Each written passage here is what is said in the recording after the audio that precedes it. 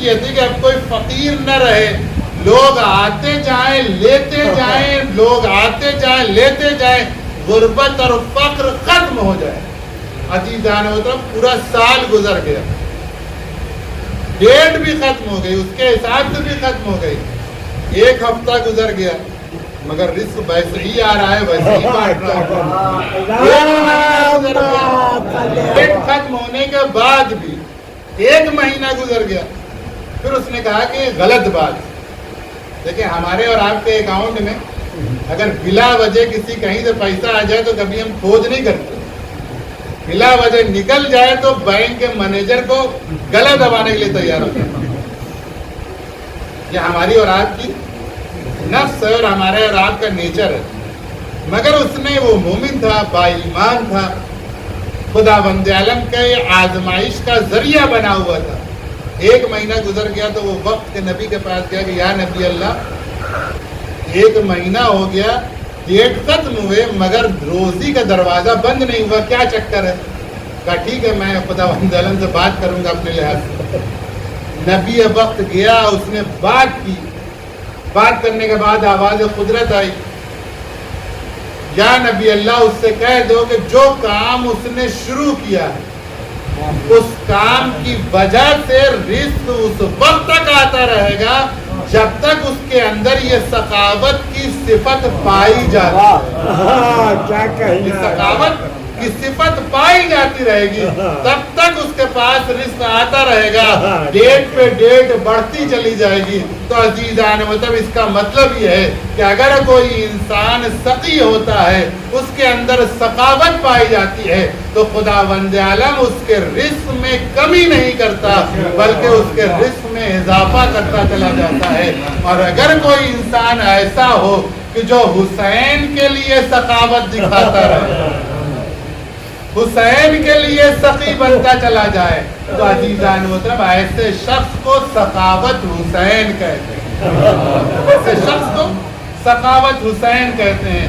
شاید یہی وجہ ہے کہ جب سے یہ سلسلہ شروع ہوا ہے یہ حویلی ٹھہر رہی تھی، اب بنتی ہوئی نظر آ رہی ہے۔ یہ حویلی جو پہلے شان اور بان تھی وہ ختم ہو رہی تھی، مگر اسی شاید سخاوت کی بنیاد پر اس کے پاؤں میں مضبوطی آ رہی ہے اور اس میں عروج مل رہا ہے۔ عزیزان محترم میں ان کے متعلقین سے یہی کہوں گا کہ آپ کو پریشان ہونے کی ضرورت نہیں ہے، خداوند عالم ذمہ دار ہے۔ باپ چلا گیا تو کیا ہوا، آپ کو پریشان ہونے کی ضرورت نہیں ہے۔ جو کام آپ کا باپ کیا کرتا تھا اگر اسی سنت پر اسی کام پر آپ باقی رہیں گے تو آج جیسے آپ پھول پھل رہے ہیں ویسے آپ کی اولادیں پھولے پھلیں گی۔ یہ سلسلہ بڑھتا رہے گا، نہ اللہ کی رحمت میں کوئی کمی آئے گی نہ فاطمہ کی دعاؤں میں کوئی کمی آئے گی۔ دیکھ سکتے آپ کی زحمت کو ختم کیا۔ یہ مرحوم جب بھی منبر پر آتے تھے ایک ربائی سے منبر پر آغاز کرتے،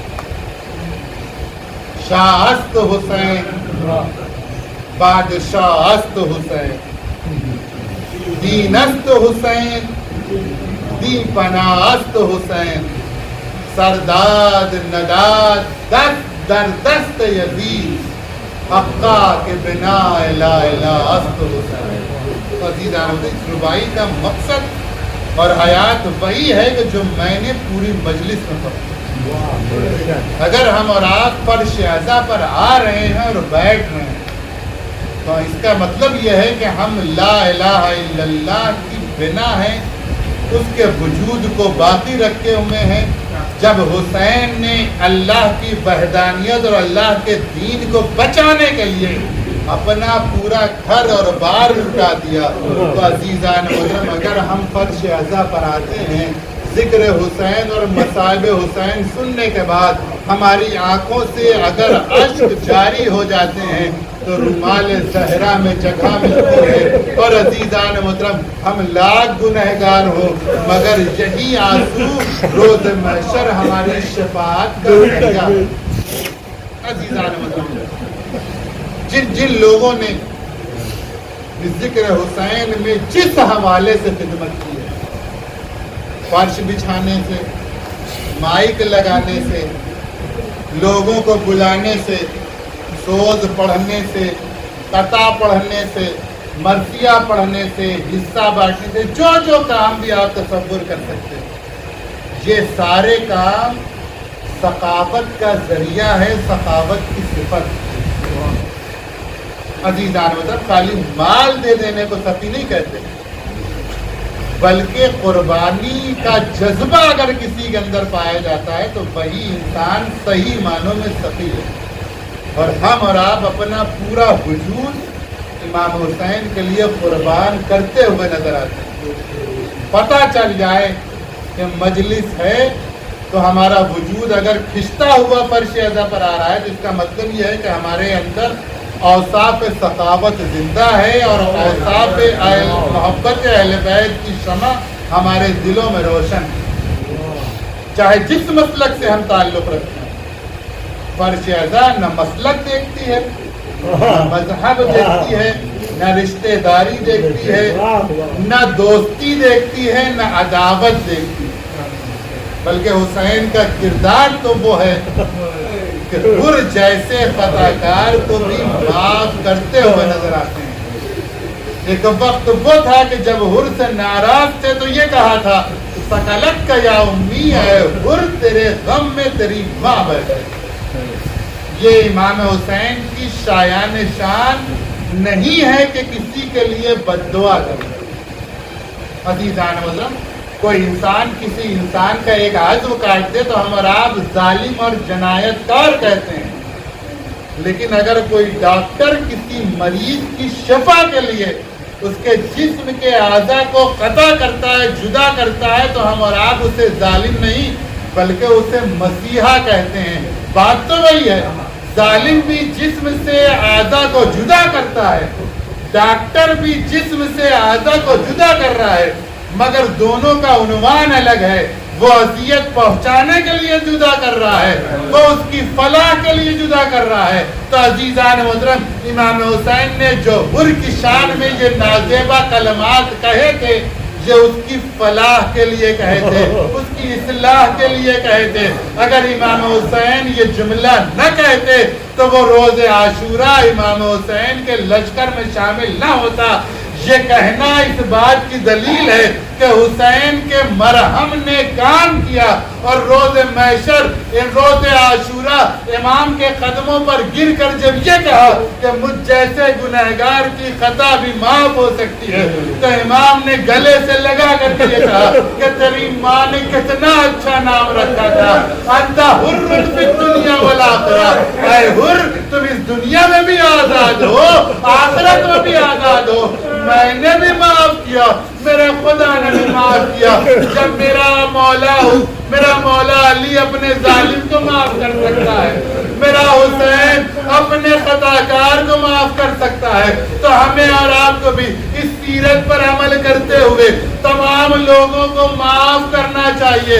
شاید اسی معاف کرنے کی بنیاد پر ہمارے والد کے گناہوں کی بخشش کا ذریعہ بن جائے، ان کی شفاعت کا ذریعہ بن جائے، ہمارے گناہ دھل جائیں۔ عزیزان محترم، جب حر کے گناہوں کو معاف کر دیا تو حر نے کہا میں اس وقت تک نہ سمجھوں گا کہ آپ نے میرے گناہ کو معاف کیا جب تک مجھے جنگ کی اجازت نہ دے دیجیے گا۔ عزیزان محترم، امام نے حر کو اجازت دی، حر گھوڑے پر سوار ہوئے، روکنے کے بعد میدان قتال میں جاتے ہیں، جانے کے بعد کچھ دور کے بعد واپس آتے ہیں، آنے کے بعد کہتے ہیں اے مولا میں یہ چاہتا ہوں کہ میرے جانے سے پہلے میرا بیٹا جام شہادت نوش فرمائے تاکہ میں اس درد سے بھی محدود ہو سکوں۔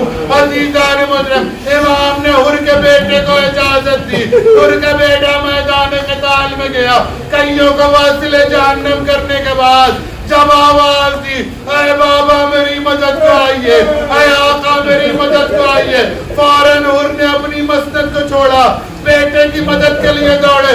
امام نے جناب عباس نے حر کو بٹھالا اور یہ کہا حر جوان کا مسئلہ ہے، جوان بیٹے کو باپ اس مرحلے پر نہیں دیکھ سکتا، لہٰذا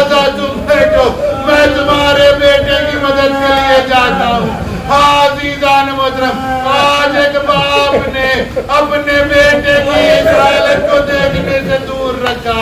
अजीजान मोहतरम, ये एक सुन्नत थी जिस पर इमाम हुसैन ने अमल किया।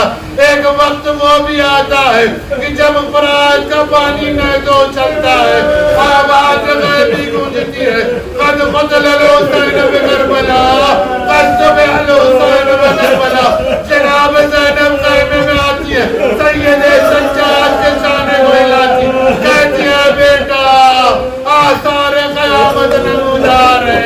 अज़ीज़ान मोहतरम, जनाब सैयदे सज्जाद ने कहा, ऐ पप्पी अम्मा ख़ैमे का पर्दा हटाइए।